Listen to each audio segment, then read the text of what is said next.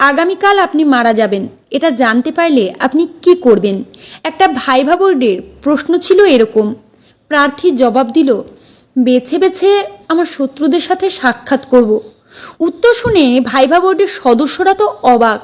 একজন জানতে চাইলেন, কেন? আপনি এমনটা কেন করবেন?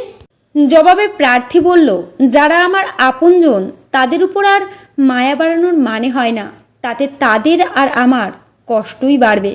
এর বদলে আমার প্রতি যাদের রাগ, তাদের সাথে একটু ভালো ব্যবহার করলে শেষ সময়ে তারাও হয়তো আমার জন্য দোয়া আর আশীর্বাদ করবে।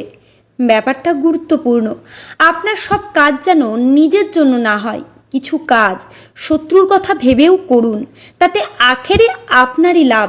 যে লোকটা আপনার বানান ভুল ধরে, সে আপনার লেখার প্রশংসাকারীর চেয়ে কম গুরুত্বপূর্ণ নয়। তার ভয়ে সঠিক বানান লিখুন, আপনার লেখার মান বেড়ে যাবে। প্রতিটা অর্জনের চেষ্টার পেছনে শত্রু থাকলে সেটা দ্রুত পাওয়া যায়।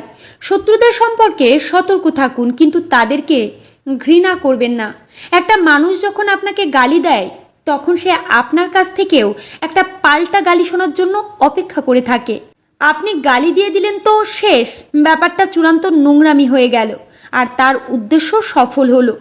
আর যদি গালির জবাবে হাসি মুখে তাকে শুভকামনা জানান, সে আপনাকে নতুন করে আবিষ্কার করবে। কাউকে তর্কে হারানো মানেই জয়ী হওয়া নয়, কখনো কখনো অন্যের যুক্তি মেনে নেওয়াই প্রকৃত বিজয়।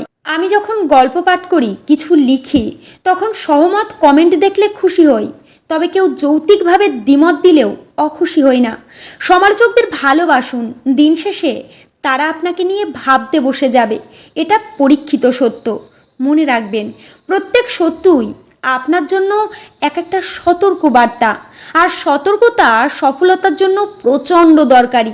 কেউ অমুকের ভাতিজা বলে পাওয়ার দেখালে আপনি নিজেকে তমুকের ভাগ্নে হিসেবে পরিচয় না দিয়ে লোকটাকে সালাম দিয়ে চলে আসুন।